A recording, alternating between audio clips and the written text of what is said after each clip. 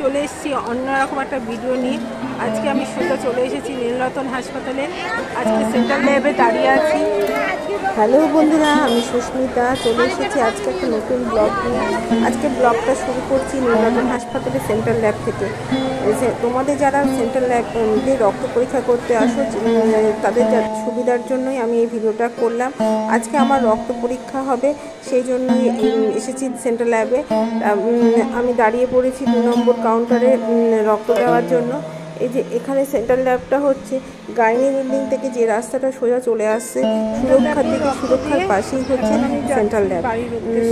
Central ল্যাবে এসে 2 নম্বর কাউন্টারে লাইন দিতে হবে, দিয়ে কাগজ তৈরি করে চলে আসতে হবে আমাদের সেন্ট্রাল ল্যাবে। পাশেই সেন্ট্রাল ল্যাবের কাউন্টার, সেখানে দিয়ে প্রবেশ করে আমাদের রক্ত দিতে হবে এবং রক্ত দেওয়ার ঠিক 3 দিন পরে আমাদের রিপোর্ট দেবে।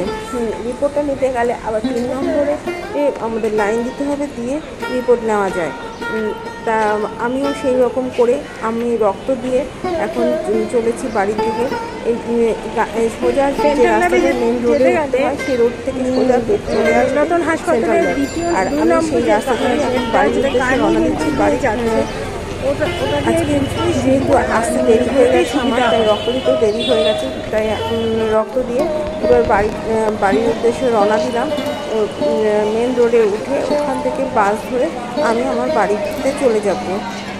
রক্ত দিয়ে সত্যি আজকে খুব ক্লান্ত এবং অসুস্থ হয়ে পড়েছি। আমি রাত্রে এতটাই অসুস্থ হয়ে পড়েছিলাম যে আমি মাথা তুলতে পারছিলাম না, হাত পায়ে অসহ্য যন্ত্রণা, কেন আজকে অনেক রক্ত পরীক্ষা আমার হয়েছে। যাই হোক, তোমাদেরকে বোঝানোর জন্যই আমি এই ভিডিওটা করেছি। ডাক্তার যদি তোমাদের লিখে দেয় যে সেন্ট্রাল ল্যাবে রক্ত পরীক্ষা করতে হবে, তাহলে তোমরা সোজা গাইনি বিল্ডিং দিয়ে সোজা চলে আসবে। এসে সুরক্ষার দিকে সুরক্ষার ঠিক পাশেই নীল বিল্ডিং সেন্ট্রাল ল্যাবেই তোমরা রক্ত পরীক্ষা করতে পারবে। রক্ত পরীক্ষা করে আমি যে বাস ধরে আমি বাড়ির উদ্দেশ্যে রওনা দিলাম। বাড়ি চলে আসলাম, এসে চেঞ্জ করে এখন ভাত খেতে বসবো। দেখি মেয়ে ভাত রান্না করেছে কিনা। ভাত রান্না করে রেখেছে, ভাত আর ডাল সিদ্ধ আলু সিদ্ধ করে রেখেছে। আর কালকের তো মাছ রয়েছে, মাছটা একটু গরম করে খেয়ে নিই। ভাত আর মাছ আর তরকারি নিয়ে বসে পড়লাম, খেয়ে নেবো আজকে দুপুরে। আজকে তো রান্না করতে পারিনি, মেয়েকে বলেছিলাম যে ভাত রান্না করে রাখিস, তা ও ভাত আর ডাল রান্না করে রেখেছিল, কালকে রান্না ছিল, তাই দিয়েই এখন দুপুরে খেয়ে নিই। দেখো বন্ধুরা, আজকে বড়বাজার থেকে কি আনা হয়েছে। ব্যানার্জিবাবু আজকে বড়বাজার গেছিলেন, বড়বাজার থেকে নিয়ে আসলেন এই যে চাউ, এটা বলে ফুচকা পাঁপড়, এগুলো তেল ভাজতে হবে।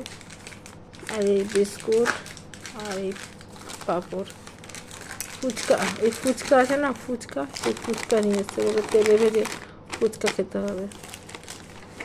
এই আজকে বড়বাজার থেকে নিয়ে এসছে আমাদের জন্য। মাল আনতে গেছে, দোকানে জিনিস আনতে গেছিলো, তার সঙ্গে ঘরে যা লাগে মাঝে মধ্যে নিয়ে চলে আসেন, সেরকম আজকে এটা নিয়ে আসলো। তোমাদের যদি আমার ভিডিও ভালো লাগে তাহলে আমার চ্যানেলটাকে সাবস্ক্রাইব করে আমার পাশে যুক্ত থেকো।